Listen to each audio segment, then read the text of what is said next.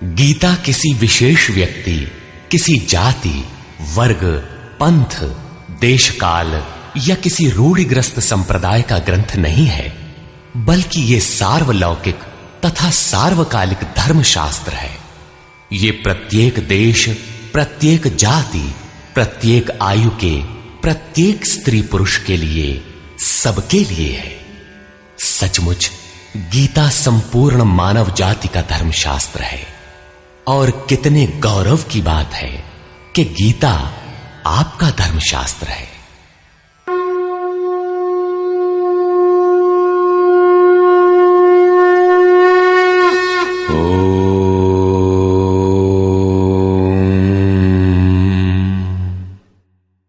श्री परमात्मने नमः। यथार्थ गीता, श्रीमद् भगवत गीता, अथ चतुर्थोऽध्याय। अध्याय 3 में योगेश्वर श्री कृष्ण ने आश्वस्त किया था कि दोष दृष्टि से रहित होकर जो भी मानव श्रद्धा युक्त हो मेरे मत के अनुसार चलेगा, वो कर्मों के बंधन से भली प्रकार छूट जाएगा। कर्म बंधन से मुक्ति दिलाने की क्षमता योग, ज्ञान योग या कर्म योग दोनों में है। योग में ही युद्ध संचार निहित है। प्रस्तुत अध्याय में वे बताते हैं कि इस योग का प्रणेता कौन है, इसका क्रमिक विकास कैसे होता है। श्री भगवान वाच।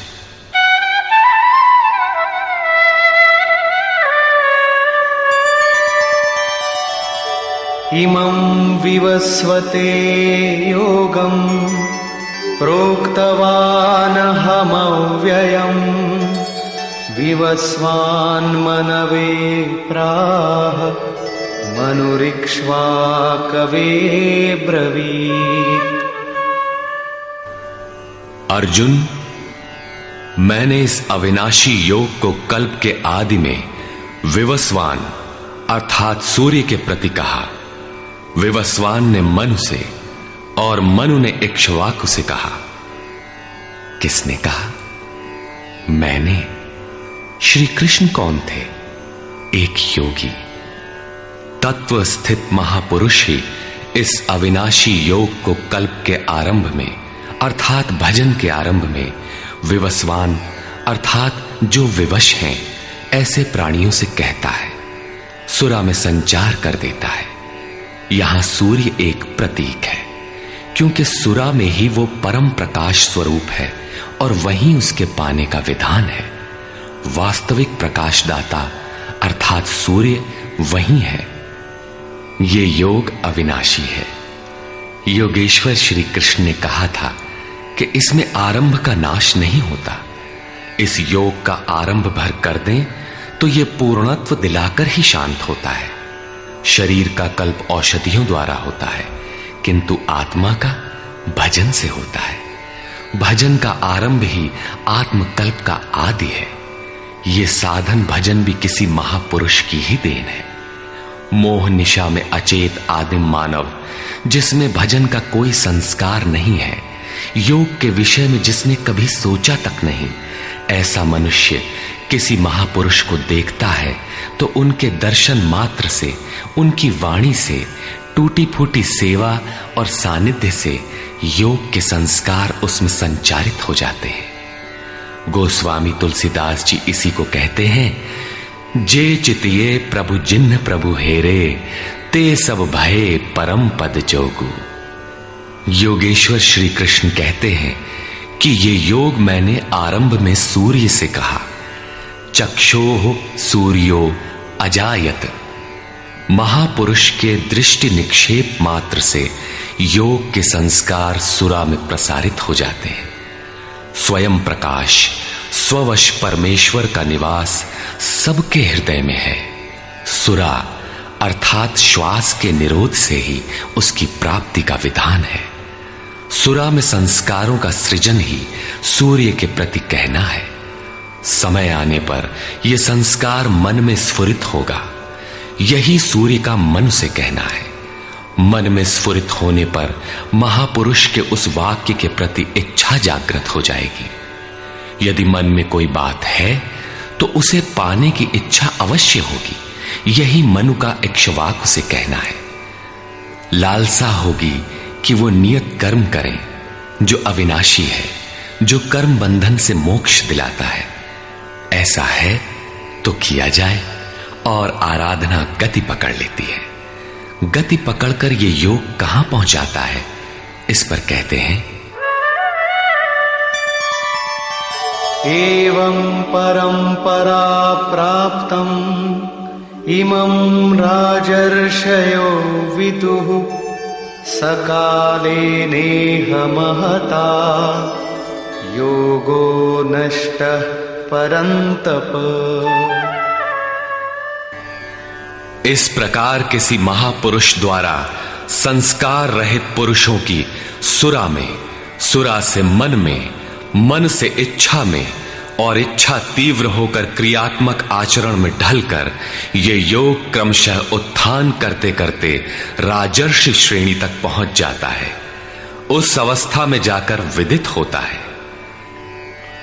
इस स्तर के साधक में रिद्धियों सिद्धियों का संचार होता है।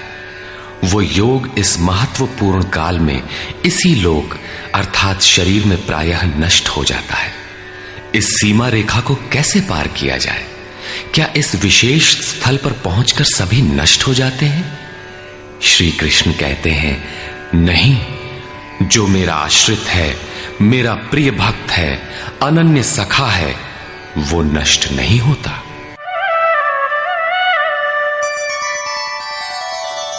स एवायं मया तेद्य योगः प्रोक्तः पुरातनः भक्तोऽसि मे सखा चेति रहस्यं ह्येतदुत्तमम्। वो ही ये पुरातन योग अब मैंने तेरे लिए वर्णन किया है, क्योंकि तू मेरा भक्त और सखा है और ये योग उत्तम रहस्यपूर्ण है। अर्जुन क्षत्रिय श्रेणी का साधक था, राजर्षि की अवस्था वाला था, जहां रिद्धियों सिद्धियों के थपेड़े में साधक नष्ट हो जाता है। इस काल में भी योग कल्याण की मुद्रा में ही है, किंतु प्रायः साधक यहां पहुंचकर लड़खड़ा जाते हैं। ऐसा अविनाशी किंतु रहस्यमय योग श्री कृष्ण ने अर्जुन से कहा, क्योंकि नष्ट होने की अवस्था में अर्जुन था ही। क्यों कहा?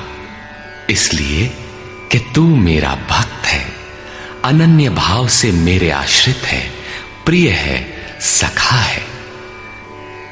जिस परमात्मा की हमें चाह है, वो सद्गुरु परमात्मा आत्मा से अभिन्न होकर जब निर्देशन देने लगे, तभी वास्तविक भजन आरंभ होता है। यहां प्रेरक की अवस्था में परमात्मा और सद्गुरु एक दूसरे के पर्याय हैं। जिस सतह पर हम खड़े हैं, उसी स्तर पर जब स्वयं प्रभु हृदय में उतर आए, रोकथाम करने लगे, डगमगाने पर संभालें, तभी मन वश में हो पाता है। मन बस होई तबही जब प्रेरक प्रभु बरजे। जब तक इष्ट देव रथी होकर, आत्मा से अभिन्न होकर प्रेरक के रूप में खड़े नहीं हो जाते, तब तक सही मात्रा में इस पथ में प्रवेश ही नहीं होता। वो साधक प्रत्याशी अवश्य है, लेकिन भजन उसके पास कहां? पूज्य गुरुदेव भगवान कहा करते थे, हो हम कई बार नष्ट होते होते बच गए, भगवान ने ही बचा लिया। भगवान ने ऐसे समझाया, ये कहा। हमने पूछा, महाराज जी, क्या भगवान भी बोलते हैं, बातचीत करते हैं? बोले, हां, हो, भगवान ऐसे बतियावत हैं जैसे हम तुम बतियाई, घंटों बतियाई और क्रम न टूटे। हमें उदासी हुई और आश्चर्य भी कि भगवान कैसे बोलते होंगे, ये तो बड़ी नई बात है। कुछ देर बाद महाराज जी बोले, काहे घबराता है, तो हूं से बतियाई हैं। अक्षरशः सत्य था उनका कथन, और यही सख्य भाव है। सखा की तरह वे निराकरण करते रहें, तभी इस नष्ट होने वाली स्थिति से साधक पार हो पाता है। अभी तक योगेश्वर श्री कृष्ण ने किसी महापुरुष द्वारा योग के आरंभ, इसमें आने वाले व्यवधान, उससे पार पाने का रास्ता बताया। इस पर अर्जुन ने प्रश्न किया। अर्जुन उवाच,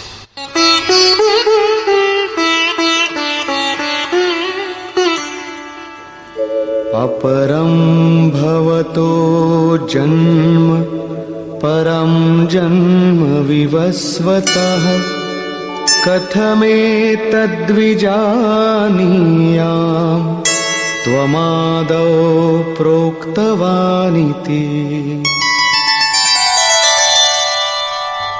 भगवान, आपका जन्म तो अपरम अब हुआ है और मेरे अंदर सुरा का संचार बहुत पुराना है, तो मैं कैसे मान लूं कि इस योग को भजन के आदि में आपने ही कहा था।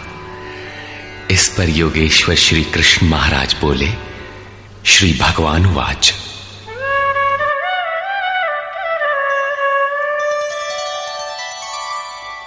बहूनि मे व्यतीतानि जन्मानि तव चार्जुन तान्यहं वेद सर्वाणि न त्वं वेत्थ परन्तप।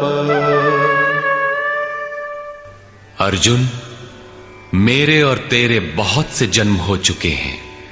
हे परम तप, उन सबको तू नहीं जानता, किंतु मैं जानता हूं। साधक नहीं जानता, स्वरूपस्थ महापुरुष जानता है, अव्यक्त की स्थिति वाला जानता है। क्या आप सबकी तरह पैदा होते हैं? श्री कृष्ण कहते हैं, नहीं, स्वरूप की प्राप्ति शरीर प्राप्ति से भिन्न है। मेरा जन्म इन आंखों से नहीं देखा जा सकता। मैं अजन्मा, अव्यक्त, शाश्वत होते हुए भी शरीर के आधार वाला हूं। अवधू जीवत में कर आशा, मुए मुक्ति गुरु कहे स्वार्थी, झूठा दे विश्वासा। शरीर के रहते ही उस परम तत्व में प्रवेश पाया जाता है। लेश मात्र भी कमी है तो जन्म लेना पड़ता है। अभी तक अर्जुन श्री कृष्ण को अपने समान देहधारी समझता है। वो अंतरंग प्रश्न रखता है, क्या आपका जन्म वैसा ही है जैसा सबका है? क्या आप भी शरीरों की तरह पैदा होते हैं? श्री कृष्ण कहते हैं, अजोपि सन्नव्ययात्मा भूतानामीश्वरोऽपि सन् प्रकृतिं स्वामधिष्ठाय संभवाम्यात्ममायया। मैं विनाश रहित, पुनः जन्म रहित और समस्त प्राणियों के स्वर में संचारित होने पर भी अपनी प्रकृति को आधीन करके आत्म माया से प्रकट होता हूं। एक माया तो अविद्या है जो प्रकृति में ही विश्वास दिलाती है, नीच एवं अधम योनियों का कारण बनती है। दूसरी माया है आत्म माया जो आत्मा में प्रवेश दिलाती है, स्वरूप के जन्म का कारण बनती है। इसी को योग माया भी कहते हैं, जिससे हम विलग हैं। उस शाश्वत स्वरूप से ये जोड़ती है, मिलन कराती है। उस आत्मिक प्रक्रिया द्वारा मैं अपनी त्रिगुणमयी प्रकृति को अधीन करके ही प्रकट होता हूं। प्रायः लोग कहते हैं कि भगवान का अवतार होगा तो दर्शन कर लेंगे। श्री कृष्ण कहते हैं कि ऐसा कुछ नहीं होता कि कोई दूसरा देख सके। स्वरूप का जन्म पिंड रूप में नहीं होता। श्री कृष्ण कहते हैं, योग साधना द्वारा, आत्म माया द्वारा अपनी त्रिगुणमयी प्रकृति को स्ववश करके मैं क्रमशः प्रकट होता हूं। लेकिन किन परिस्थितियों में? यदा यदा हि धर्मस्य ग्लानिर्भवति भारत अभ्युत्थानमधर्मस्य तदात्मानं सृजाम्यहम्।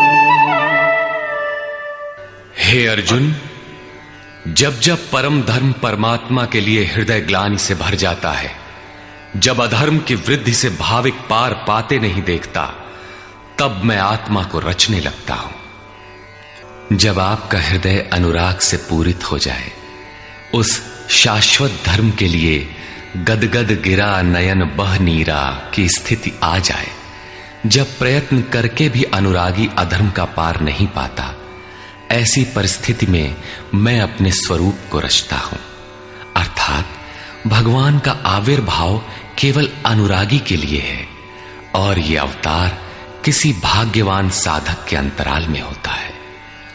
आप प्रकट होकर करते क्या हैं? परित्राणाय साधूनां विनाशाय च दुष्कृतां धर्म संस्थापनार्थाय संभवामि युगे युगे। अर्जुन, साधूनां परित्राणाय परम साध्य एकमात्र परमात्मा है, जिसे साध लेने पर कुछ भी साधना शेष नहीं रह जाती। उस साध्य में प्रवेश दिलाने वाले विवेक, वैराग्य, शम दम इत्यादि दैवी संपद को निर्विघ्न प्रवाहित करने के लिए तथा दुष्कृताम, जिससे दूषित कार्य रूप लेते हैं, उन काम क्रोध राग द्वेषादि विजातीय प्रवृत्तियों को समूल नष्ट करने के लिए तथा धर्म को भली प्रकार स्थिर करने के लिए मैं युग युग में प्रकट होता हूं। युग का तात्पर्य सतयुग, त्रेता, द्वापर में नहीं। युग धर्मों का उतार चढ़ाव मनुष्यों के स्वभाव पर है। युग धर्म सदैव रहे हैं। मानस में संकेत है, नित जुग धर्म हो ही सब केरे, हृदय राम माया के प्रेरे। युग धर्म सभी के हृदय में नित्य होते रहते हैं। अविद्या से नहीं बल्कि विद्या से, राम माया की प्रेरणा से हृदय में होते हैं, जिसे प्रस्तुत श्लोक में आत्म माया कहा गया है। वही है राम माया। हृदय में राम की स्थिति दिला देने वाली, राम से प्रेरित है वो विद्या। कैसे समझा जाए कि अब कौन सा युग कार्य कर रहा है? तो शुद्ध सत्व समता विज्ञाना, कृत प्रभाव प्रसन्न मन जाना। जब हृदय में शुद्ध सत्व गुण ही कार्यरत हो, राजस तथा तामस दोनों गुण शांत हो जाएं, विषमताएं समाप्त हो गई हों, जिसका किसी से द्वेष न हो, विज्ञान हो, अर्थात इष्ट से निर्देशन लेने और उस पर टिकने की क्षमता हो, मन में प्रसन्नता का पूर्ण संचार हो, जब ऐसी योग्यता आ जाए तो सतयुग में प्रवेश मिल गया।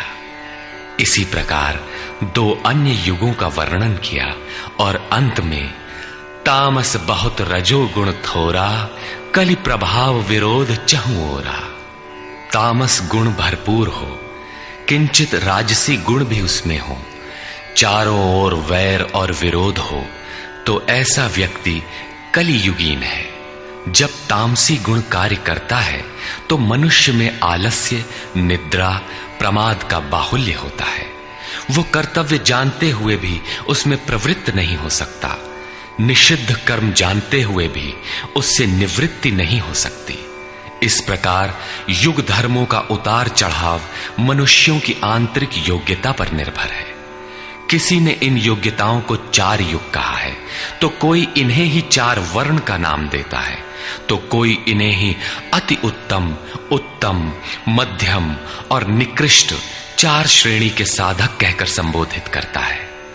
प्रत्येक युग में इष्ट साथ देते हैं। हां, उच्च श्रेणी में अनुकूलता की भरपूरता प्रतीत होती है, निम्न युगों में सहयोग क्षीण प्रतीत होता है। संक्षेप में श्री कृष्ण कहते हैं कि साध्य वस्तु दिलाने वाले विवेक, वैराग्य इत्यादि को निर्विघ्न प्रवाहित करने के लिए तथा दूषण के कारक काम, क्रोध, राग, द्वेष इत्यादि का पूर्ण विनाश करने के लिए, परम धर्म परमात्मा में स्थिर रखने के लिए मैं युग युग में अर्थात हर परिस्थिति, हर श्रेणी में प्रकट होता हूं, बशर्ते कि ग्लानि हो। जब तक इष्ट समर्थन न दे तब तक आप समझ ही नहीं सकेंगे कि विकारों का विनाश हुआ अथवा अभी कितना शेष है। प्रवेश से पराकाष्ठा पर्यंत इष्ट हर श्रेणी में हर योग्यता के साथ रहते हैं। उनका प्राकट्य अनुरागी के हृदय में होता है। भगवान प्रकट हैं तब तो सभी दर्शन करते होंगे। श्री कृष्ण कहते हैं, नहीं। जन्म कर्म च मे दिव्यम् एवं यो वेत्ति तत्वतः त्यक्त्वा देहं पुनर्जन्म नैति मामेति सोऽर्जुन। अर्जुन, मेरा वो जन्म अर्थात ग्लानि के साथ स्वरूप की रचना तथा मेरा कर्म अर्थात दुष्कृतियों के कारणों का विनाश, साध्य वस्तु को दिलाने वाली क्षमताओं का निर्दोष संचार, धर्म की स्थिरता, ये कर्म और जन्म दिव्य अर्थात अलौकिक है, लौकिक नहीं है। इन चर्म चक्षुओं से उसे देखा नहीं जा सकता, मन बुद्धि से उसे मापा नहीं जा सकता। जब इतना गूढ़ है तो उसे देखता कौन है? केवल यो वेत्ति तत्वतः, केवल तत्वदर्शी ही मेरे इस जन्म और कर्म को देखता है और मेरा साक्षात करके वो पुनर्जन्म को नहीं प्राप्त होता बल्कि मुझे प्राप्त होता है। जब तत्वदर्शी ही भगवान के जन्म और कार्य को देख पाता है तो लोग लाखों की संख्या में भीड़ लगाए क्यों खड़े हैं कि कहीं अवतार होगा तो दर्शन करेंगे। क्या आप तत्वदर्शी हैं? महात्मा वेश में आज भी विविध तरीके से, मुख्यतः महात्मा वेश की आड़ में बहुत से लोग प्रचार करते फिरते हैं कि वे अवतार हैं, या उनके दलाल प्रचार कर देते हैं। लोग भेड़ की तरह अवतार को देखने टूट पड़ते, किंतु श्री कृष्ण कहते हैं कि केवल तत्वदर्शी ही देख पाता है। अब तत्वदर्शी किसे कहते हैं? अध्याय 2 में सत असत का निर्णय देते हुए योगेश्वर श्री कृष्ण ने बताया था कि अर्जुन, असत वस्तु का अस्तित्व नहीं है और सत का तीनों कालों में कभी अभाव नहीं है। तो क्या आप ऐसा कहते हैं? बताया उन्होंने, नहीं, तत्वदर्शियों ने इसे देखा, न किसी भाषाविद ने देखा, न किसी समृद्धिशाली ने देखा। यहां पुनः बल देते हैं कि मेरा आविर्भाव तो होता है लेकिन उसे तत्वदर्शी ही देख पाता है। तत्वदर्शी एक प्रश्न है। ऐसा कुछ नहीं कि 5 तत्व हैं, 25 तत्व हैं, इनकी गणना सीख ली और हो गए तत्वदर्शी। श्री कृष्ण ने आगे बताया कि आत्मा ही परम तत्व है। आत्मा परम से संयुक्त होकर परमात्मा हो जाता है। आत्म साक्षात्कार करने वाला ही इस आविर्भाव को समझ पाता है। सिद्ध है कि अवतार किसी विरही अनुरागी के हृदय में होता है। आरंभ में उसे वो समझ नहीं पाता कि हमें कौन संकेत देता है, कौन मार्गदर्शन करता है, किंतु परम तत्व परमात्मा के दर्शन के साथ ही वो देख पाता है, समझ पाता है और फिर शरीर को त्याग कर पुनर्जन्म को प्राप्त नहीं होता। श्री कृष्ण ने कहा कि मेरा जन्म दिव्य है, इसे देखने वाला मुझे प्राप्त होता है। तो लोगों ने उनकी मूर्ति बना ली, पूजा करने लगे, आकाश में कहीं उनके निवास की कल्पना कर ली। ऐसा कुछ नहीं है। उन महापुरुषों का आशय केवल इतना था कि यदि आप निर्धारित कर्म करें तो पाएंगे कि आप भी दिव्य हैं। आप जो हो सकते हैं वो मैं हो गया हूं। मैं आपकी संभावना हूं, आपका ही भविष्य हूं। अपने भीतर आप जिस दिन ऐसी पूर्णता पा लेंगे तो आप भी वही होंगे जो श्री कृष्ण है। जो श्री कृष्ण का स्वरूप है वही आपका भी हो सकता है। अवतार कहीं बाहर नहीं होता। हां, यदि अनुराग पूरित हृदय हो तो आपके भीतर भी अवतार की अनुभूति संभव है। वे आपको प्रोत्साहित करते हैं कि बहुत से लोग इस मार्ग पर चलकर मेरे स्वरूप को प्राप्त कर चुके हैं। वीतराग भय क्रोधा मन्मया मामुपाश्रिताः बहवो ज्ञानतपसा पूता मद्भावमागता। राग और विराग दोनों से परे वीतराग तथा इसी प्रकार भय अभय, क्रोध अक्रोध दोनों से परे अनन्य भाव से अर्थात अहंकार रहित मेरे शरण हुए बहुत से लोग ज्ञान तप से पवित्र होकर मेरे स्वरूप को प्राप्त हो चुके हैं। अब ऐसा होने लगा हो ऐसी बात नहीं है, ये विधान सदैव से रहा है। बहुत से पुरुष इसी प्रकार से मेरे स्वरूप को प्राप्त हो चुके हैं। किस प्रकार? जिन जिन का हृदय अधर्म की वृद्धि देखकर परमात्मा के लिए ग्लानि से भर गया, उस स्थिति में मैं अपने स्वरूप को रचता हूं। वे मेरे स्वरूप को प्राप्त होते हैं, जिसे योगेश्वर श्री कृष्ण ने तत्व दर्शन कहा था, उसे ही अब ज्ञान कहते हैं। परम तत्व है परमात्मा, उसे प्रत्यक्ष दर्शन के साथ जानना ज्ञान है। ऐसी जानकारी वाले ज्ञानी मेरे स्वरूप को प्राप्त करते हैं। यहां यह प्रश्न पूरा हो गया। अब वे योग्यता के आधार पर भजने वालों का श्रेणी विभाजन करते हैं। ये यथा मां प्रपद्यन्ते तांस्तथैव भजाम्यहम् मम वर्त्मानुवर्तन्ते मनुष्याः पार्थ सर्वशः। पार्थ, जो मुझे जितनी लगन से जैसा भजते हैं, मैं भी उनको वैसा ही भजता हूं, उतनी ही मात्रा में सहयोग देता हूं। साधक की श्रद्धा ही कृपा बनकर उसे मिलती है।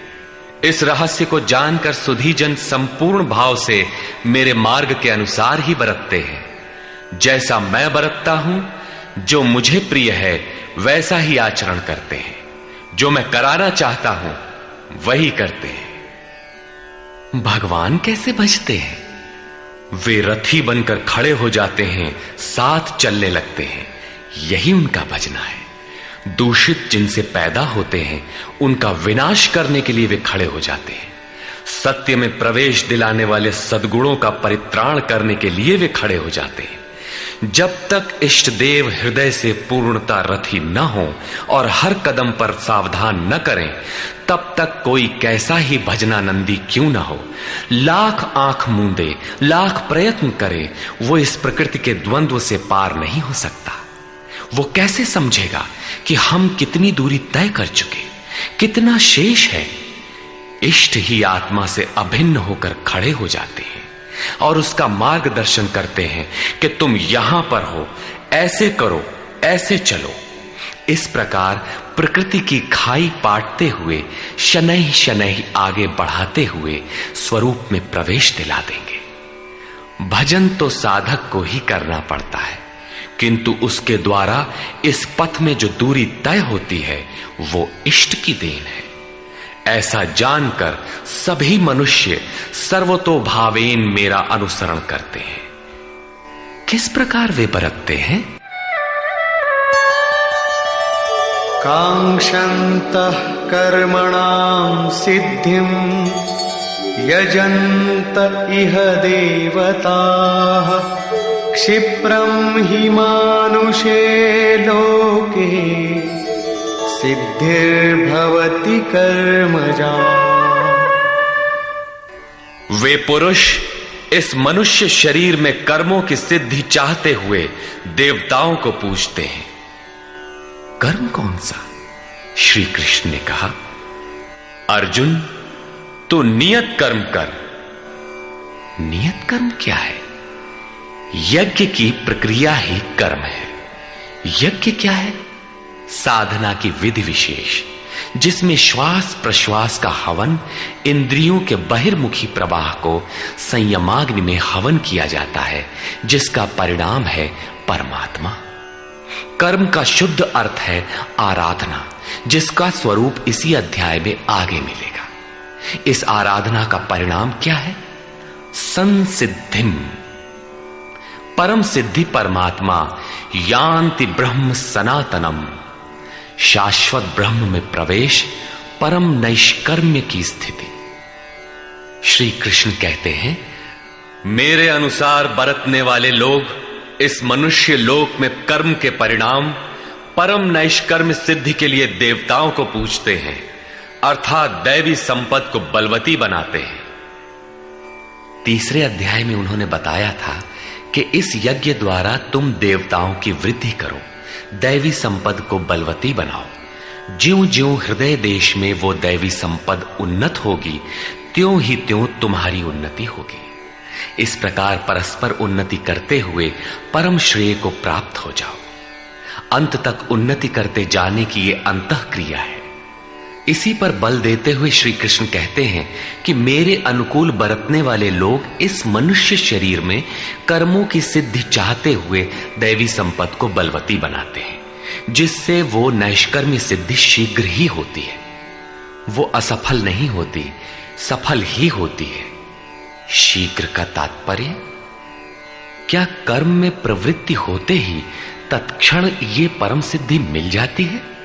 श्री कृष्ण कहते हैं, नहीं, इस सोपान पर क्रमशः चढ़ने का विधान है।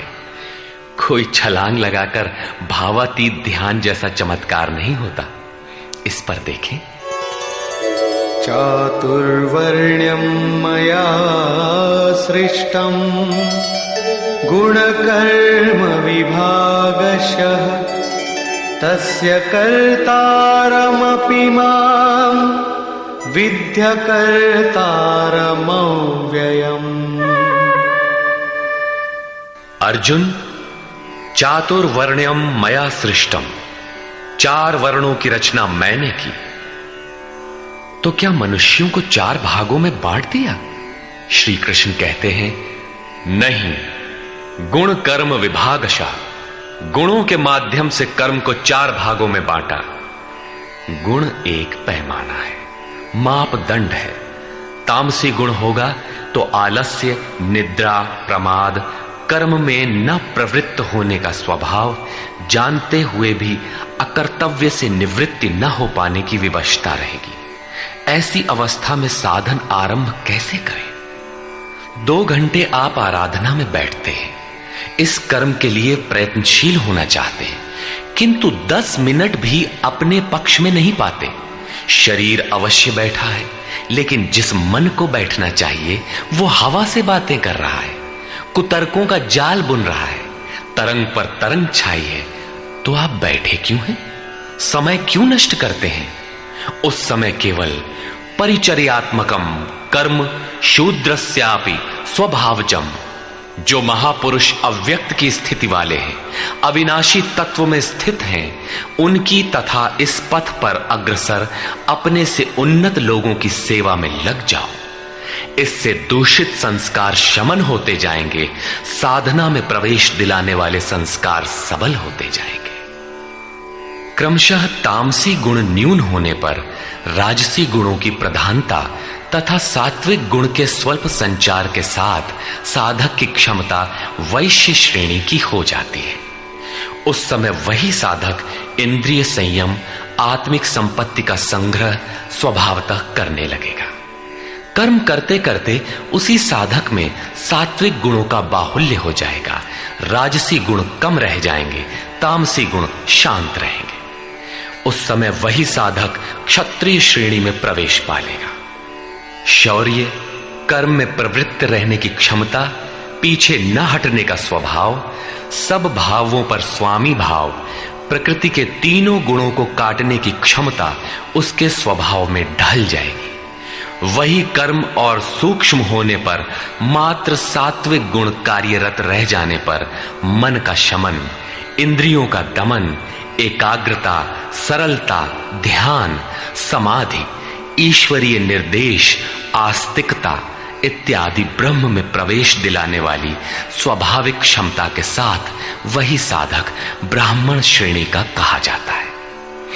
ये ब्राह्मण श्रेणी के कर्म की निम्नतम सीमा है। जब वही साधक ब्रह्म में स्थित हो जाता है, उस अंतिम सीमा में वो स्वयं में न ब्राह्मण रहता है, न क्षत्रिय, न वैश्य, न शूद्र, किंतु दूसरों के मार्गदर्शन हेतु वही ब्राह्मण है। कर्म एक ही है, नियत कर्म आराधना। अवस्था भेद से इसी कर्म को ऊंची नीची 4 सीढ़ियों में बांटा। किसने बांटा? किसी योगेश्वर ने बांटा। अव्यक्त स्थिति वाले महापुरुष ने बांटा। उसके कर्ता मुझ अविनाशी को अकर्ता ही जान। क्यों?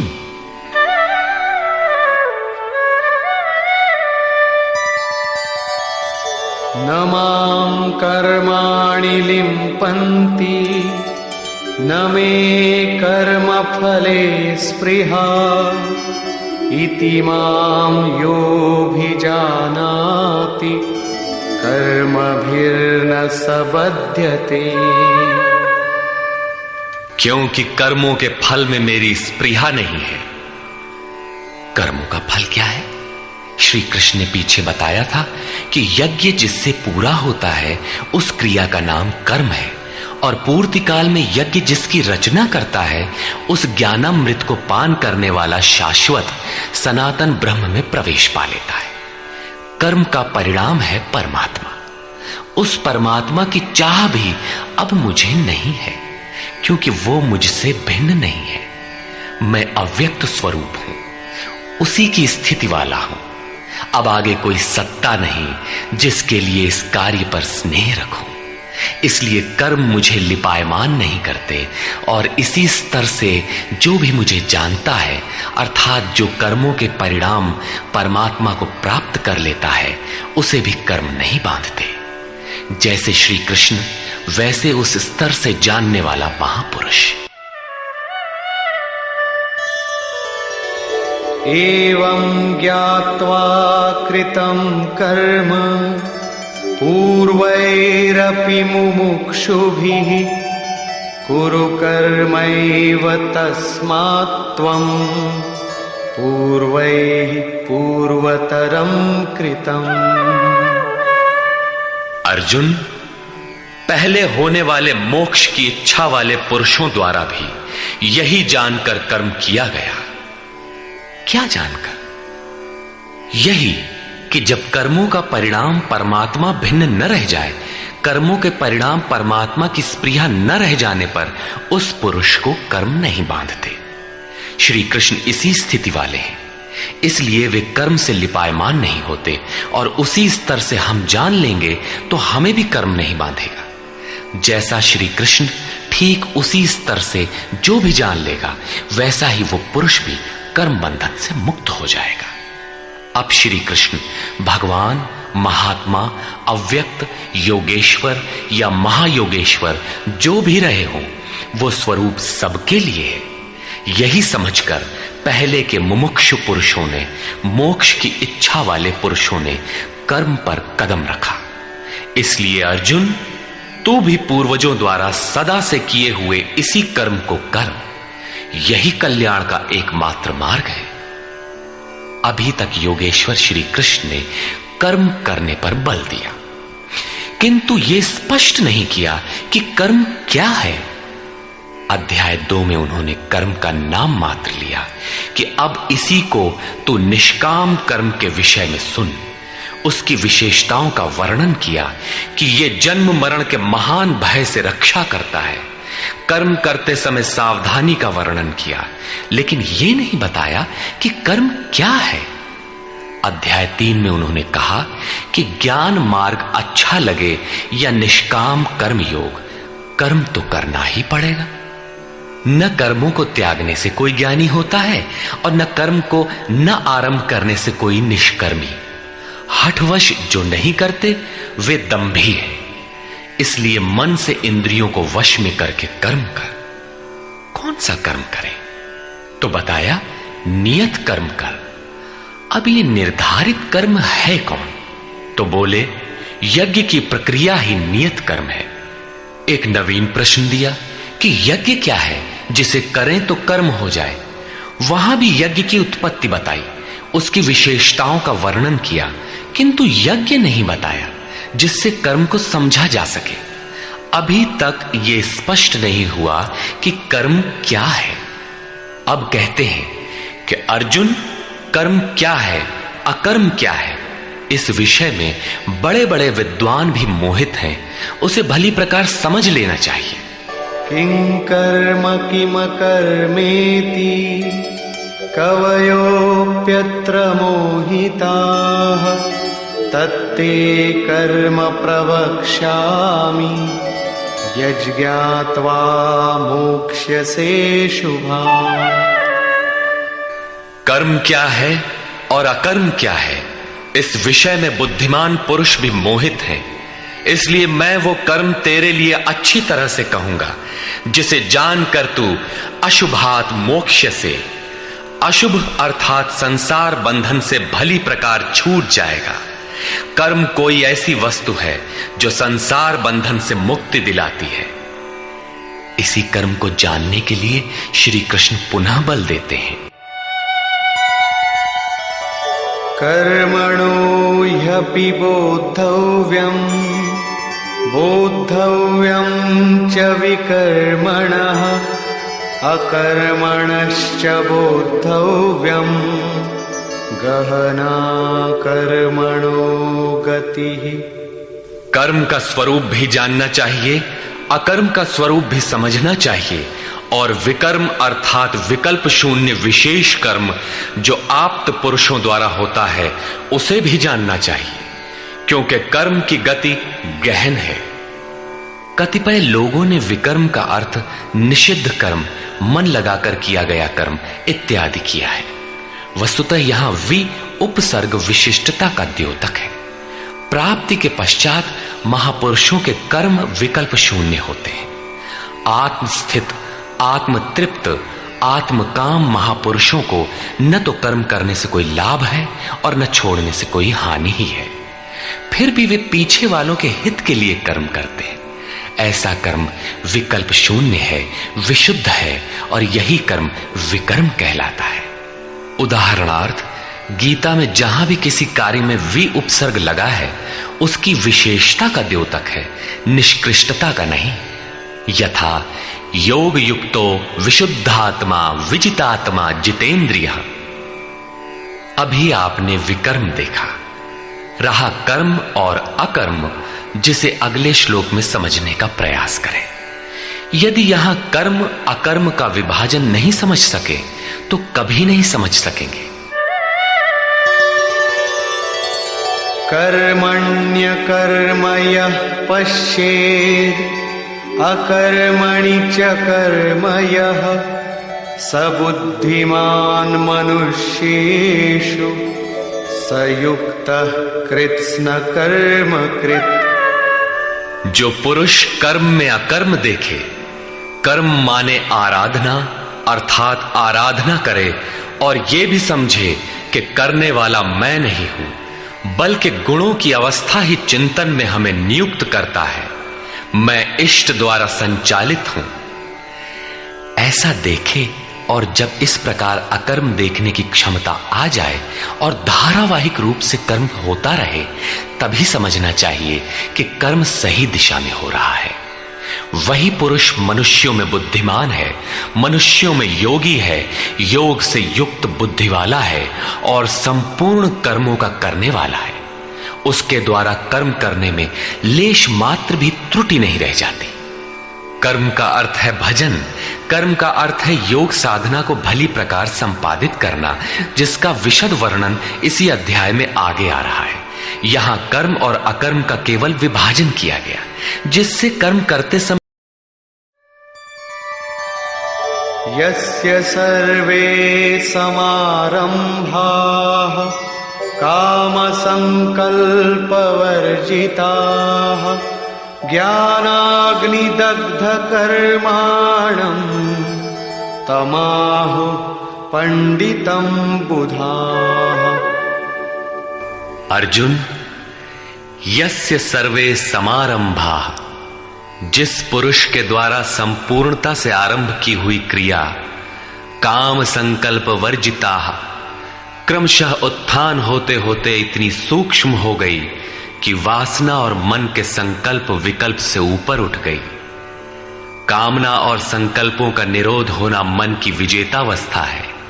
अतः कर्म कोई ऐसी वस्तु है जो इस मन को कामना और संकल्प विकल्प से ऊपर उठा देता है। उस समय ज्ञानाग्नि दग्ध कर्माणम, अंतिम संकल्प के भी शमन के साथ, जिसे हम नहीं जानते, जिसे जानने के लिए हम इच्छुक थे, उस परमात्मा की प्रत्यक्ष जानकारी हो जाती है। क्रियात्मक पथ पर चलकर परमात्मा की प्रत्यक्ष जानकारी का नाम ही ज्ञान है। उस ज्ञान के साथ ही दग्ध कर्माणम, कर्म सदा के लिए दग्ध हो जाते हैं। जिसे पाना था पा लिया, आगे कोई सत्ता नहीं जिसकी शोध करे, इसलिए कर्म करके ढूंढे भी तो किसे। उस जानकारी के साथ कर्म की आवश्यकता समाप्त हो जाती है। ऐसी स्थिति वालों को ही बोध स्वरूप महापुरुषों ने पंडित कहकर संबोधित किया है। उनकी जानकारी पूर्ण है। ऐसी स्थिति वाला महापुरुष करता क्या है, रहता कैसे है, उसकी रहनी पर प्रकाश डालते हैं।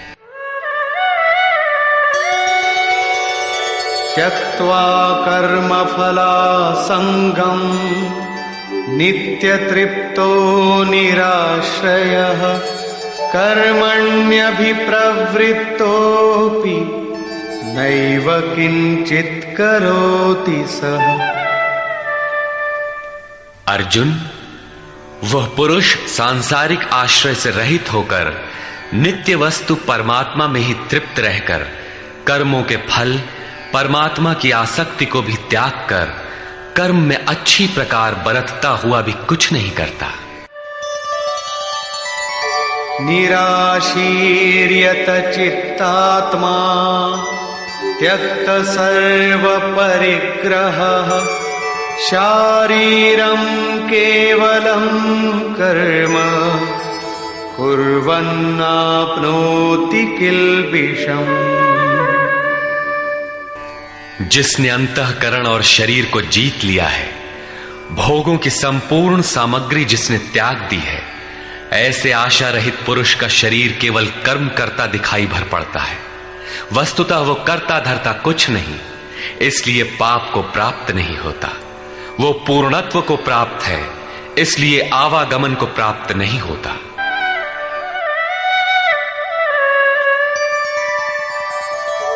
यदृच्छा लाभ संतुष्टो द्वंद्वातीतो विमत्सरः समः सिद्धावसिद्धौ च कृत्वापि न निबध्यते। अपने आप जो कुछ भी प्राप्त हो उसी में संतुष्ट रहने वाला, सुख दुख राग द्वेष और हर्ष शोकादि द्वंद्वों से परे, विमत्सरः ईर्ष्या रहित तथा सिद्धि और असिद्धि में समभाव वाला पुरुष कर्मों को करके भी नहीं बंधता। सिद्धि अर्थात जिसे पाना था वो अब भिन्न नहीं है और वो कभी विलग भी नहीं होगा, इसलिए असिद्धि का भी भय नहीं है।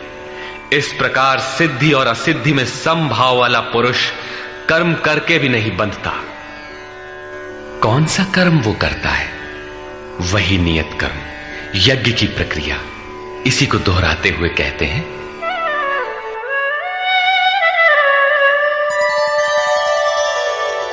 गत संगस्य मुक्तस्य ज्ञानावस्थित चेतसः यज्ञायाचरतः कर्म समग्रं प्रविलीयते। अर्जुन, यज्ञायाचरतः कर्म, यज्ञ का आचरण ही कर्म है और साक्षात्कार का नाम ही ज्ञान है। इस यज्ञ का आचरण करके साक्षात्कार के साथ ज्ञान में स्थित संग दोष और आसक्ति से रहित मुक्त पुरुष के संपूर्ण कर्म भली प्रकार विलीन हो जाते हैं। वे कर्म कोई परिणाम उत्पन्न नहीं कर पाते, क्योंकि कर्मों का फल परमात्मा उनसे भिन्न नहीं रह गया। अब फल में कौन सा फल लगेगा, इसलिए उन मुक्त पुरुषों को अपने लिए कर्म करने की आवश्यकता समाप्त हो जाती है। फिर भी लोक संग्रह के लिए वे कर्म करते ही हैं और करते हुए भी वे इन कर्मों से लिप्त नहीं होते। जब करते हैं तो लिप्त क्यों नहीं होते? इस पर कहते हैं, ब्रह्मार्पणं ब्रह्महविः ब्रह्माग्नौ ब्रह्मणाहुतं ब्रह्मैव तेन गन्तव्यं ब्रह्म कर्म समाधिना। ऐसे मुक्त पुरुष का समर्पण ब्रह्म है, हवि ब्रह्म है, अग्नि भी ब्रह्म ही है। अर्थात ब्रह्म रूप अग्नि में ब्रह्म रूपी कर्ता द्वारा जो हवन किया जाता है वो भी ब्रह्म है। ब्रह्म कर्म समाधिना, जिसके कर्म ब्रह्म का स्पर्श करके समाधिस्थ हो चुके हैं, उसमें विलय हो चुके हैं, ऐसे महापुरुष के लिए जो प्राप्त होने योग्य है वो भी ब्रह्म ही है। वो कर्ता धर्ता कुछ नहीं, केवल लोक संग्रह के लिए कर्म में बरतता है। ये तो प्राप्ति वाले महापुरुष के लक्षण हैं, किंतु कर्म में प्रवेश लेने वाले प्रारंभिक साधक कौन सा यज्ञ करते हैं? अब यहां उसी यज्ञ को स्पष्ट करते हैं।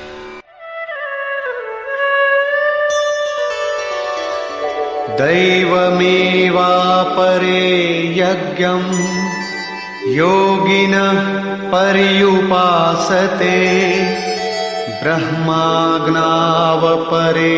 यज्ञं यज्ञेनैवोपजुह्वति। गत श्लोक में योगेश्वर श्री कृष्ण ने परमात्म स्थित महापुरुषों के यज्ञ का निरूपण किया, किंतु दूसरे योगी जो अभी उस तत्व में स्थित नहीं हुए हैं, क्रिया में प्रवेश करने वाले हैं, वे आरंभ कहां से करें?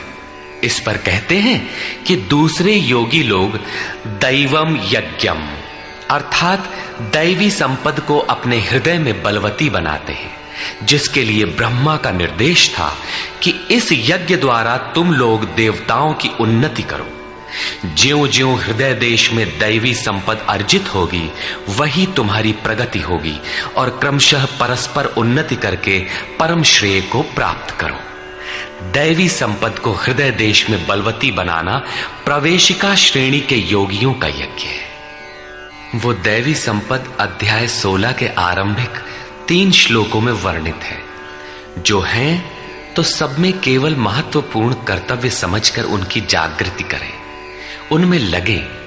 इन्हीं को इंगित करते हुए योगेश्वर ने कहा कि अर्जुन, तू शोक मत कर, क्योंकि तू दैवी संपद को प्राप्त हुआ है।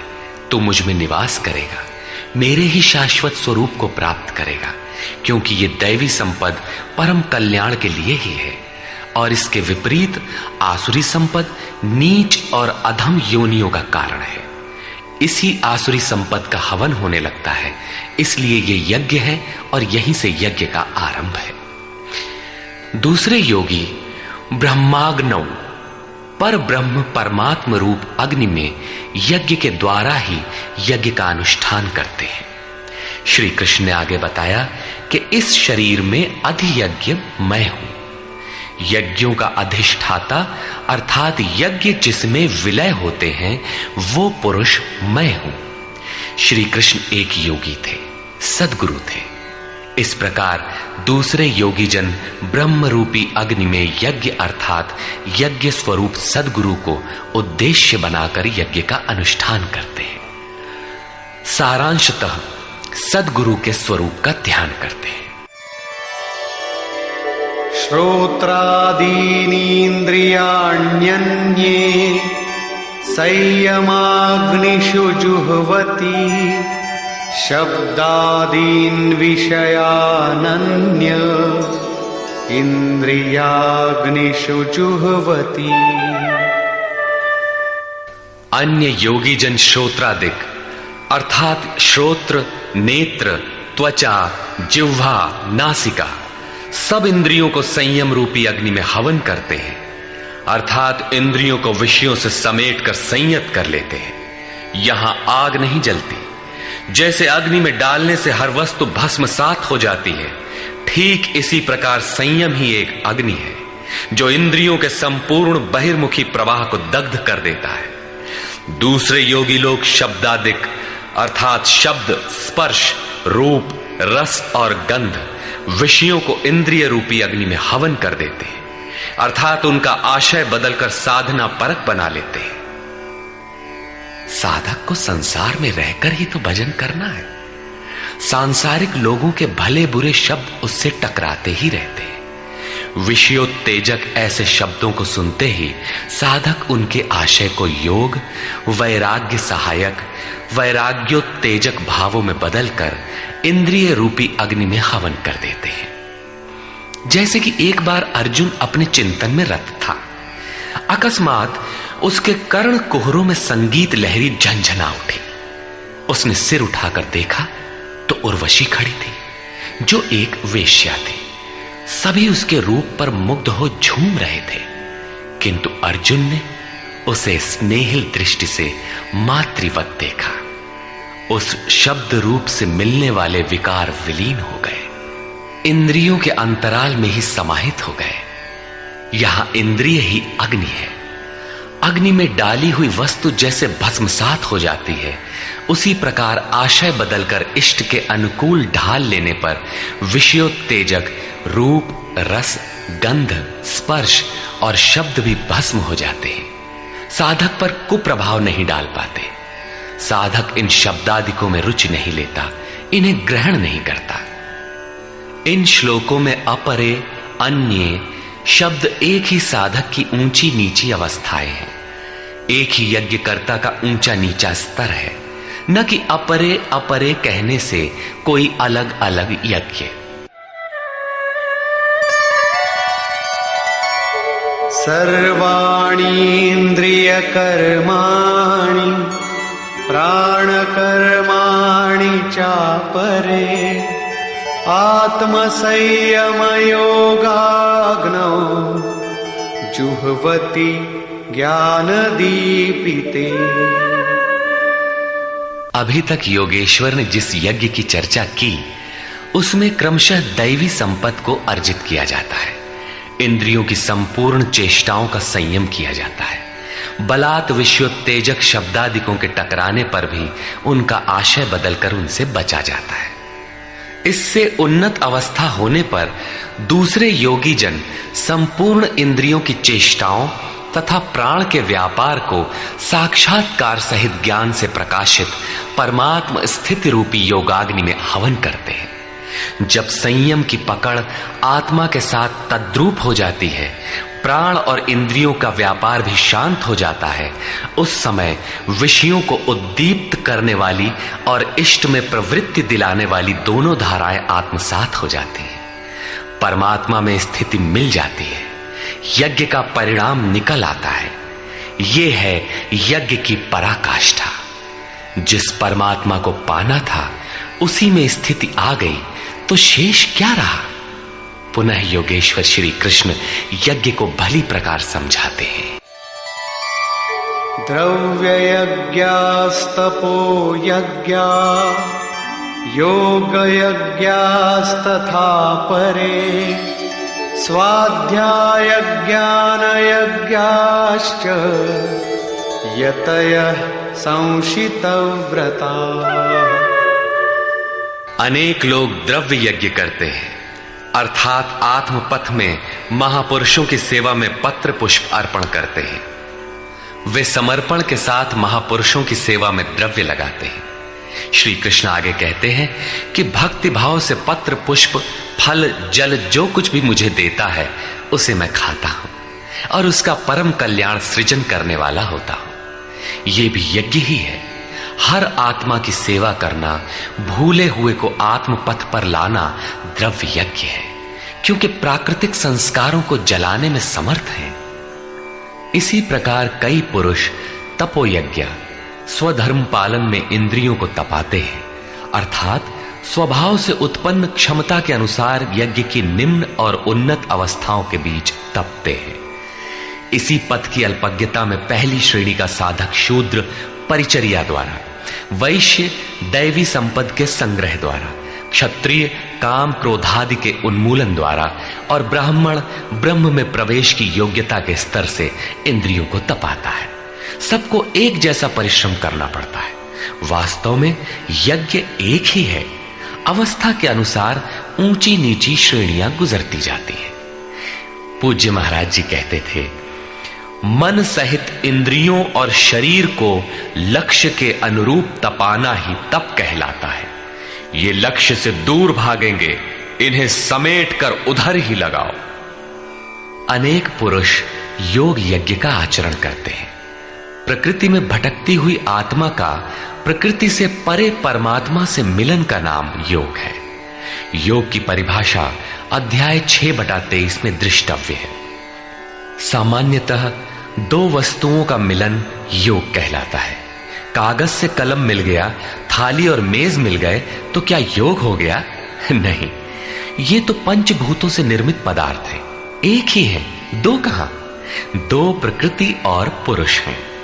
प्रकृति में स्थित आत्मा अपने ही शाश्वत रूप परमात्मा में प्रवेश पा जाता है तो प्रकृति पुरुष में विलीन हो जाती है। यही योग है। अतः अनेक पुरुष इस मिलन में सहायक शम, दम इत्यादि नियमों का भली प्रकार आचरण करते हैं। योग यज्ञ करने वाले तथा अहिंसादि तीक्ष्ण व्रतों से युक्त यत्नशील पुरुष स्वाध्याय ज्ञान यज्ञाश्च, स्वयं का अध्ययन, स्वरूप का अध्ययन करने वाले ज्ञान यज्ञ के कर्ता है।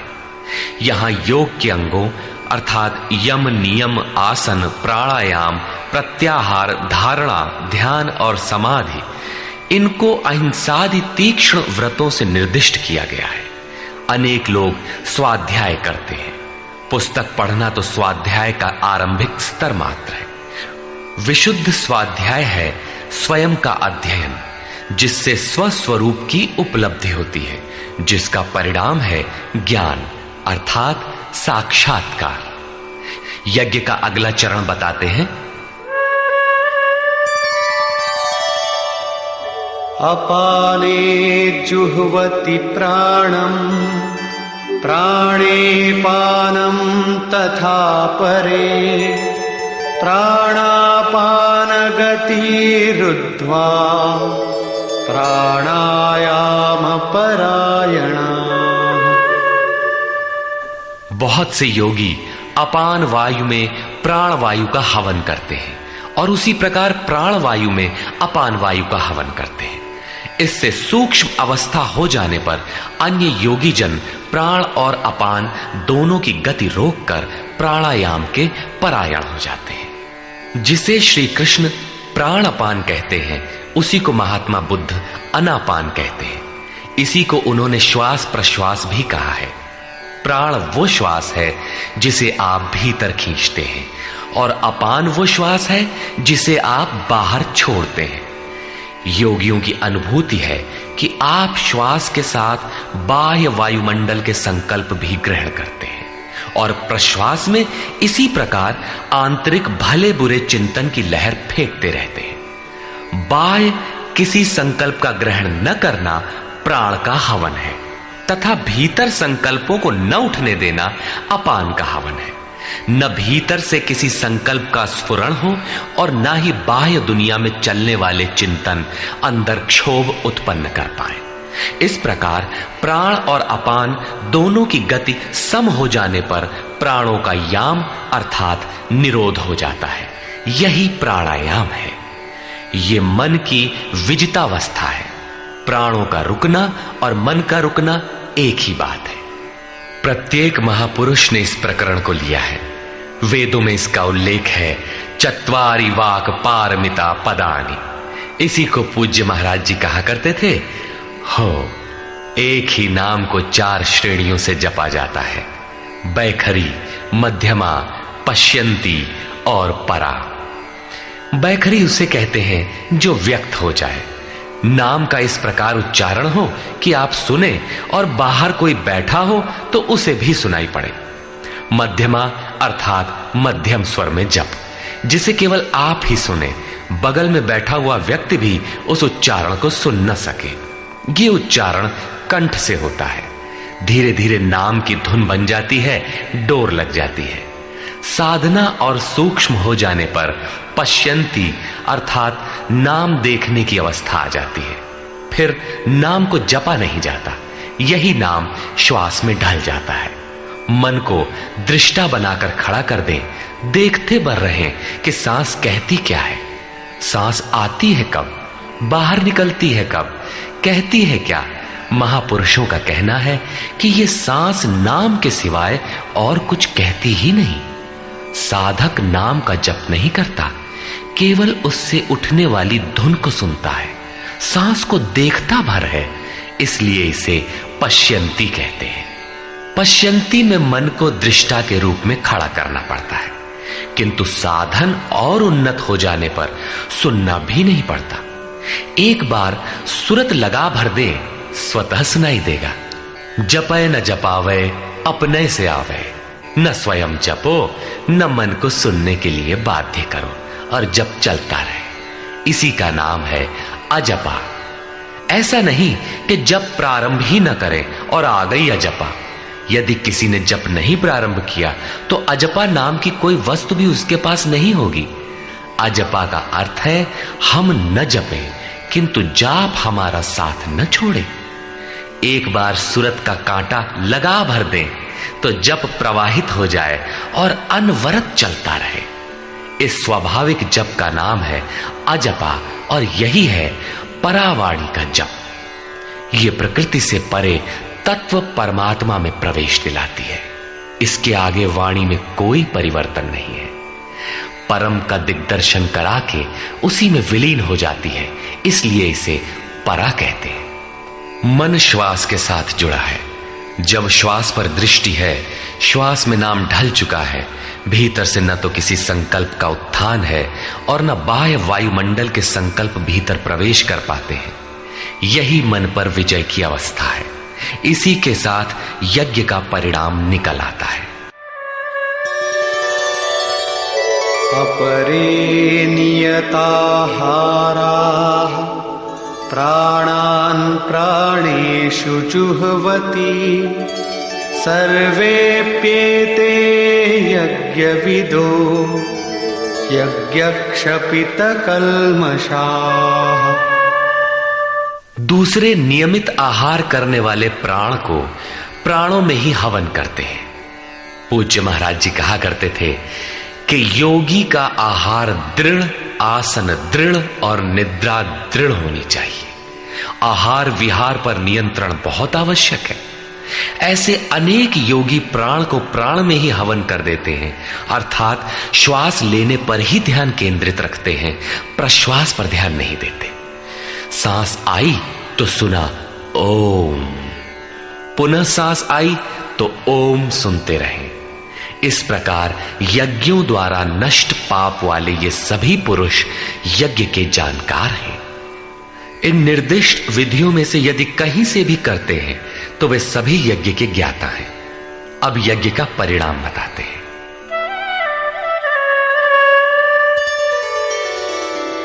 यज्ञशिष्टामृतभुजो यान्ति ब्रह्म सनातनम् नायं लोकोऽस्त्ययज्ञस्य कुतोऽन्यः कुरु सत्तम। कुरुश्रेष्ठ अर्जुन, यज्ञ शिष्टामृत भुज, यज्ञ जिसकी सृष्टि करता है, जिसे अवशेष छोड़ता है, वो है अमृत। उसकी प्रत्यक्ष जानकारी ज्ञान है। उस ज्ञानामृत को भोगने अर्थात प्राप्त करने वाले योगी जन यान्ति ब्रह्म सनातनम, शाश्वत सनातन पर ब्रह्म को प्राप्त होते हैं। यज्ञ कोई ऐसी वस्तु है जो पूर्ण होते ही सनातन पर ब्रह्म में प्रवेश दिला देती है। यज्ञ न करें तो आपत्ति क्या है? श्री कृष्ण कहते हैं कि यज्ञ रहित पुरुष को पुनः ये मनुष्य लोक अर्थात मानव शरीर भी सुलभ नहीं होता, फिर अन्य लोग कैसे सुखदायी होंगे? उसके लिए तो तिर्यक योनियां सुरक्षित हैं, इससे अधिक कुछ नहीं। अतः यज्ञ करना मनुष्य मात्र के लिए नितांत आवश्यक है।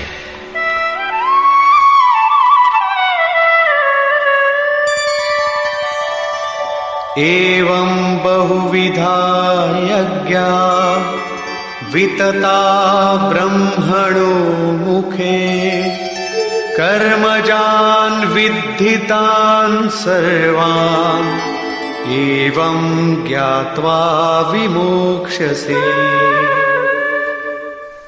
इस प्रकार उपर्युक्त बहुत प्रकार के यज्ञ वेद की वाणी में कहे गए हैं, ब्रह्म के मुख से विस्तारित है।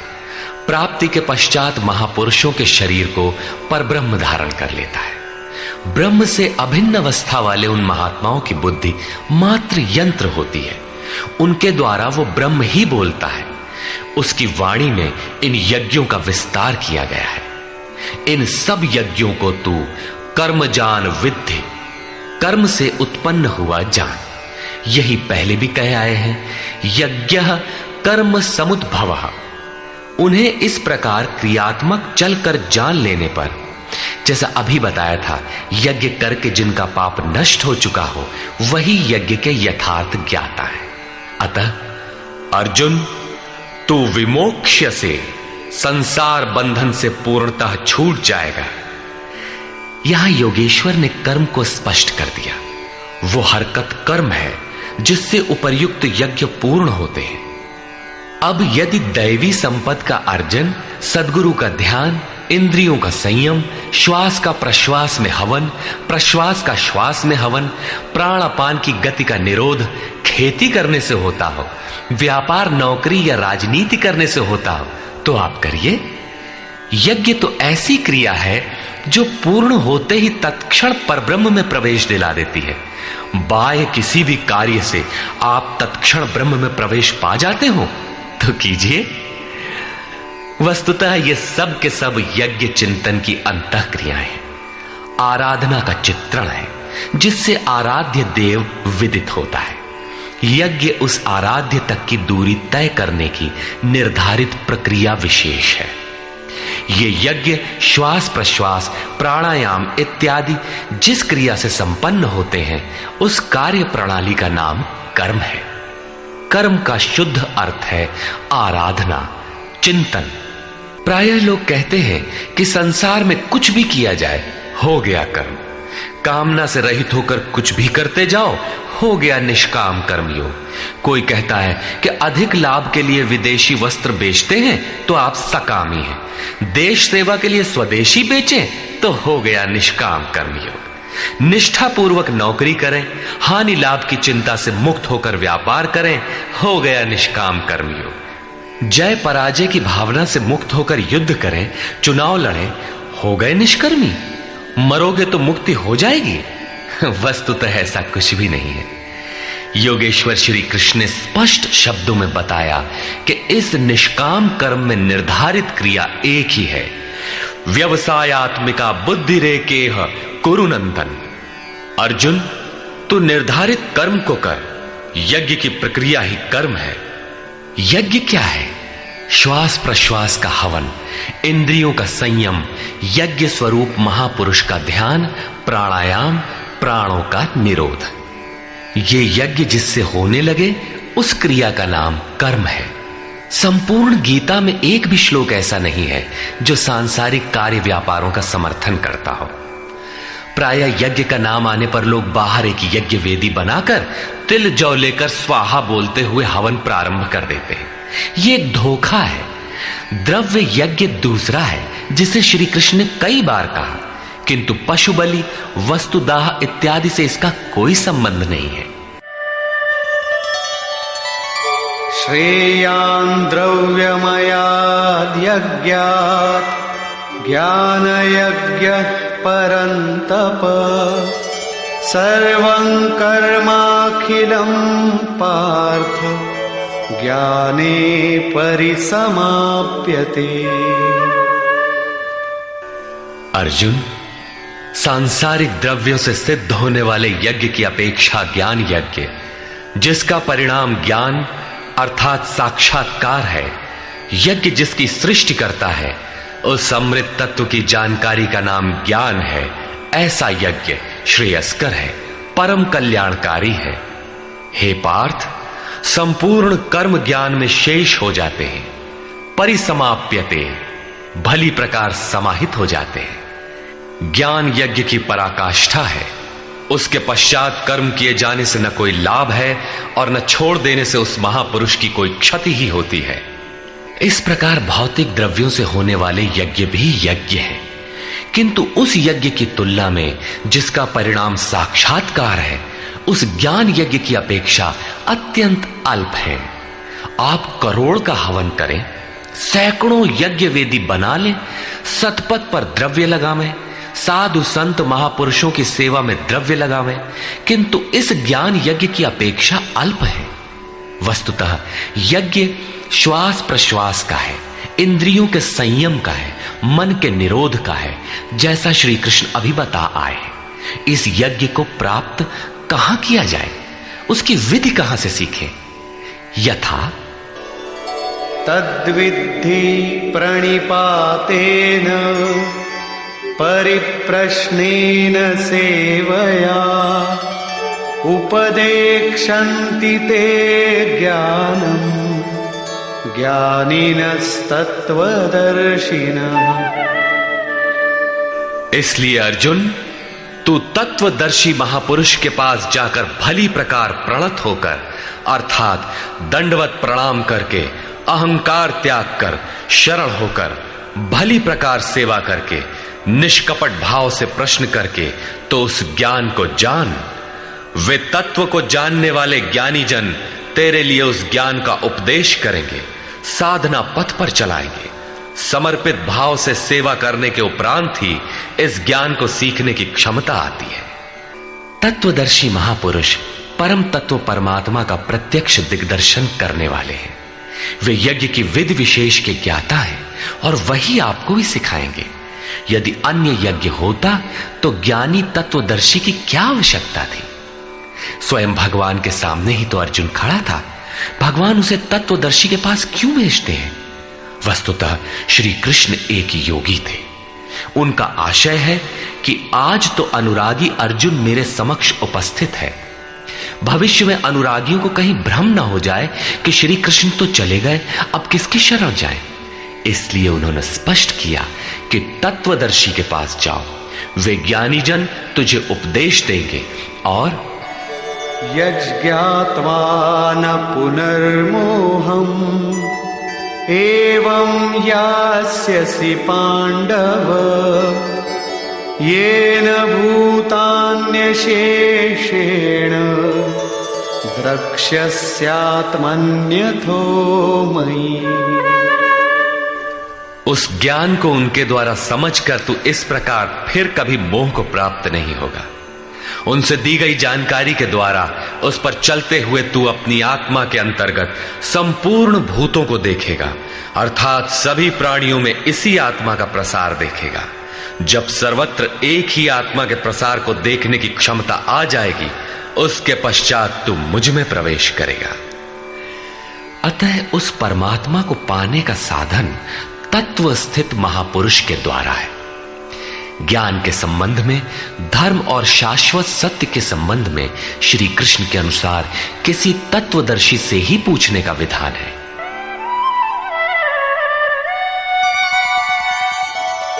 अपि चेदसि पापेभ्यः सर्वेभ्यः पापकृत्तमः सर्वं ज्ञानप्लवेनैव वृजिनं संतरिष्यसि। यदि तू सब पापियों से भी अधिक पाप करने वाला है, तब भी ज्ञान रूपी नौका द्वारा सभी पापों से निसंदेह भली प्रकार तर जाएगा। इसका आशय आप ये न लगा ले कि अधिक से अधिक पाप करके कभी भी तर जाएंगे। श्री कृष्ण का आशय मात्र यही है कि कहीं आप भ्रम में न रहे कि हम तो बड़े पापी हैं, हमसे पार नहीं लगेगा। ऐसी कोई गुंजाइश न निकाल लें। इसलिए श्री कृष्ण प्रोत्साहन और आश्वासन देते हैं कि सब पापियों के पापों के समूह से भी अधिक पाप करने वाला हो, फिर भी तत्वदर्शियों से प्राप्त ज्ञान रूपी नौका द्वारा तू निसंदेह संपूर्ण पापों को अच्छी प्रकार पार कर जाएगा। किस प्रकार? यथैधांसि समिद्धोऽग्निः भस्मसात् कुरुतेऽर्जुन ज्ञानाग्निः सर्वकर्माणि भस्मसात् कुरुते तथा। अर्जुन, जिस प्रकार प्रज्वलित अग्नि ईंधन को भस्म कर देता है, ठीक उसी प्रकार ज्ञान रूपी अग्नि संपूर्ण कर्मों को भस्म कर देता है। यह ज्ञान की प्रवेशिका नहीं है जहां से यज्ञ में प्रवेश मिलता है, वरन यह ज्ञान अर्थात साक्षात्कार की पराकाष्ठा का चित्रण है, जिसमें पहले विजातीय कर्म भस्म होते हैं और फिर प्राप्ति के साथ चिंतन कर्म भी उसी में विलय हो जाते हैं। जिसे पाना था पा लिया, अब आगे चिंतन कर किसे ढूंढे? ऐसा साक्षात्कार वाला ज्ञानी संपूर्ण शुभाशुभ कर्मों का अंत कर लेगा। वो साक्षात्कार होगा कहां? बाहर होगा अथवा भीतर? इस पर कहते हैं,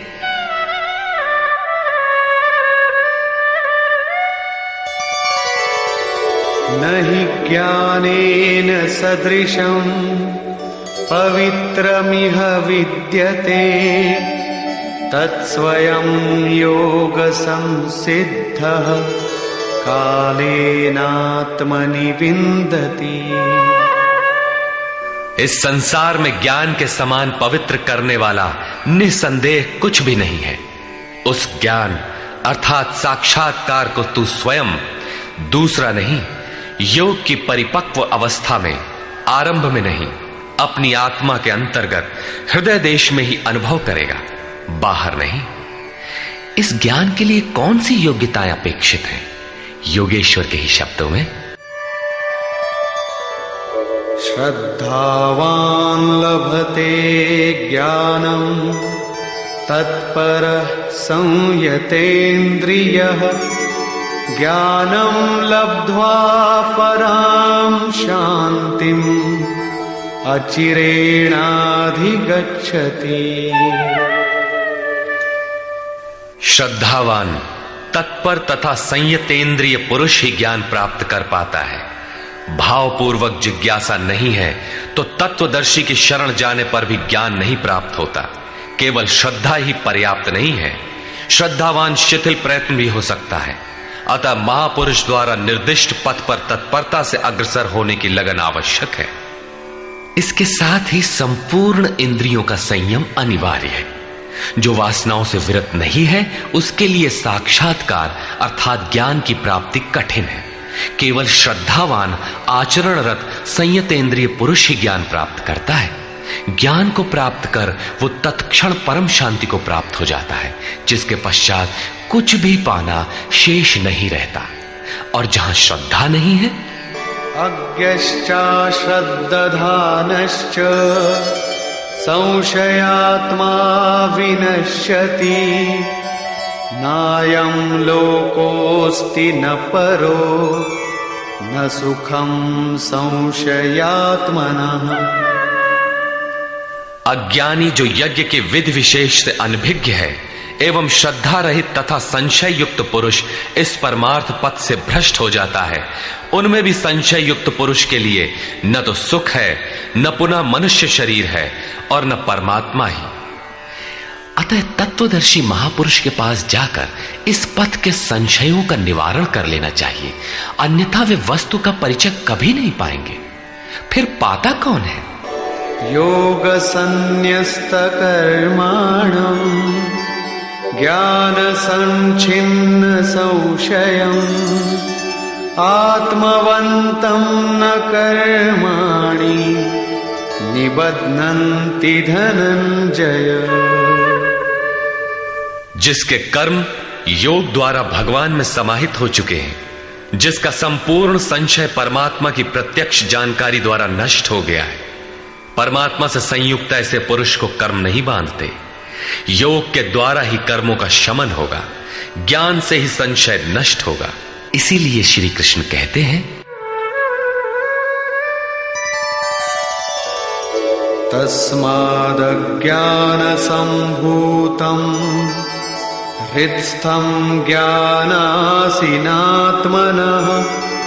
चित्वैनं संशयं योगम् आतिष्ठोत्तिष्ठ भारत। इसलिए भरतवंशी अर्जुन, तू योग में स्थित हो और अज्ञान से उत्पन्न हुए हृदय में स्थित अपने संशय को ज्ञान रूपी तलवार से काट युद्ध के लिए खड़ा हो। जब साक्षात्कार में बाधक संशय शत्रु मन के भीतर है तो बाहर कोई किसी से क्यों लड़ेगा? वस्तुतः जब आप चिंतन पथ पर अग्रसर होते हैं तब संशय से उत्पन्न बाह्य प्रवृत्तियां बाधा के रूप में स्वाभाविक है। ये शत्रु के रूप में भयंकर आक्रमण करती है। संयम के साथ यज्ञ की विधि विशेष का आचरण करते हुए इन विकारों का पार पाना ही युद्ध है, जिसका परिणाम परम शांति है। यही अंतिम विजय है, जिसके पीछे हार नहीं है। निष्कर्ष, इस अध्याय के आरंभ में योगेश्वर श्री कृष्ण ने कहा कि इस योग को आरंभ में मैंने सूर्य के प्रति कहा, सूर्य ने मनु से और मनु ने इक्ष्वाकु के प्रति कहा और उनसे राजर्षियों ने जाना। मैंने अथवा अव्यक्त स्थिति वाले ने कहा। महापुरुष भी अव्यक्त स्वरूप वाला ही है, शरीर तो उसके रहने का मकान मात्र है। ऐसे महापुरुष की वाणी में परमात्मा ही प्रवाहित होता है। ऐसे किसी महापुरुष से योग सूर्य द्वारा संचारित होता है। उस परम प्रकाश रूप का प्रसार सुरा के अंतराल में होता है, इसलिए सूर्य के प्रति कहा। श्वास में संचारित होकर वे संस्कार रूप में आ गए। सुरा में संचित रहने पर समय आने पर वही मन में संकल्प बनकर आ जाता है। उसकी महत्ता समझने पर मन में उस वाक्य के प्रति इच्छा जागृत होती है और योग कार्य रूप ले लेता है। क्रमशः उत्थान करते करते यह योग रिद्धियों सिद्धियों की राजर्षित्व श्रेणी तक पहुंचने पर नष्ट होने की स्थिति में जा पहुंचता है। किंतु जो प्रिय भक्त हैं, अनन्य सखा हैं, उसे महापुरुष ही संभाल लेते हैं। अर्जुन के प्रश्न करने पर कि आपका जन्म तो अब हुआ है, योगेश्वर श्री कृष्ण ने बताया, अव्यक्त, अविनाशी, अजन्मा और संपूर्ण भूतों में प्रवाहित होने पर भी आत्म माया योग प्रक्रिया द्वारा अपनी त्रिगुणमयी प्रकृति को वश में करके मैं प्रकट होता हूं। प्रकट होकर करते क्या है? साध्य वस्तुओं को परित्राण देने तथा जिनसे दूषित उत्पन्न होते हैं उनका विनाश करने के लिए, परम धर्म परमात्मा को स्थिर करने के लिए मैं आरंभ से पूर्ति पर्यंत पैदा होता हूं। मेरा वह जन्म और कर्म दिव्य है, उसे केवल तत्वदर्शी ही जान पाते हैं। भगवान का आविर्भाव तो कलयुग की अवस्था में ही हो जाता है। यदि सच्ची लगन हो किंतु आरंभिक साधक समझ ही नहीं पाता कि यह भगवान बोल रहे हैं या यूं ही संकेत मिल रहे हैं। आकाश से कौन बोलता है? महाराज जी बताते थे कि जब भगवान कृपा करते हैं, आत्मा से रथी हो जाते हैं, तो खंबे से, वृक्ष से, पत्ते से, शून्य से, हर स्थान से बोलते और संभालते हैं। उत्थान होते होते जब परम तत्व परमात्मा विदित हो जाए, तभी स्पर्श के साथ ही वो स्पष्ट समझ पाता है। इसलिए अर्जुन, मेरे उस स्वरूप को तत्वदर्शियों ने देखा और मुझे जानकर वे तत्क्षण मुझ में ही प्रविष्ट हो जाते हैं, जहां से पुनः आवागमन में नहीं आते। इस प्रकार उन्होंने भगवान के आविर्भाव की विधि को बताया कि वह किसी अनुरागी के हृदय में होता है, बाहर कदापि नहीं। श्री कृष्ण ने बताया, मुझे कर्म नहीं बांधते और इस स्तर से जो जानता है उसे भी कर्म नहीं बांधते। यही समझकर मुमुक्षु पुरुषों ने कर्म का आरंभ किया था कि उस स्तर से जानेंगे तो जैसे श्री कृष्ण, वैसा ही उस स्तर से जानने वाला वह पुरुष, और जान लेने पर वैसा ही वह मुमुक्ष अर्जुन। यह उपलब्धि निश्चित है यदि यज्ञ किया जाए। यज्ञ का स्वरूप बताया, यज्ञ का परिणाम परम तत्व परम शांति बताया। इस ज्ञान को पाया कहां जाए? इस पर किसी तत्वदर्शी के पास जाने और उन्हें विधियों से पेश आने को कहा, जिससे वे महापुरुष अनुकूल हो जाए। योगेश्वर ने स्पष्ट किया कि वह ज्ञान तू स्वयं आचरण करके पाएगा, दूसरे के आचरण से तुझे नहीं मिलेगा। वह भी योग की सिद्धि के काल में प्राप्त होगा, प्रारंभ में नहीं। वह ज्ञान अर्थात साक्षात्कार हृदय देश में होगा, बाहर नहीं। श्रद्धालु, तत्पर, संयतेंद्रिय एवं संशय रहित पुरुष ही इसे प्राप्त करता है। अतः हृदय में स्थित अपने संशय को वैराग्य की तलवार से काट। यह हृदय देश की लड़ाई है। बाह्य युद्ध से गीतोक्त युद्ध का कोई प्रयोजन नहीं है। इस अध्याय में योगेश्वर श्री कृष्ण ने मुख्य रूप से यज्ञ का स्वरूप स्पष्ट किया और बताया कि यज्ञ जिससे पूरा होता है उसे करने अर्थात कार्य प्रणाली का नाम कर्म है। कर्म को भली प्रकार इसी अध्याय में स्पष्ट किया। अतः ओम तत्सदिति श्रीमद् भगवद गीता सूपनिषत्सु ब्रह्म विद्यायाम योग शास्त्रे श्री कृष्णा अर्जुन संवादे यज्ञ कर्म स्पष्टीकरण नाम चतुर्थो अध्याय। इस प्रकार स्वामी अड़गड़ानंद कृत श्रीमद् भगवद गीता के भाष्य यथार्थ गीता का चौथा अध्याय पूर्ण होता है।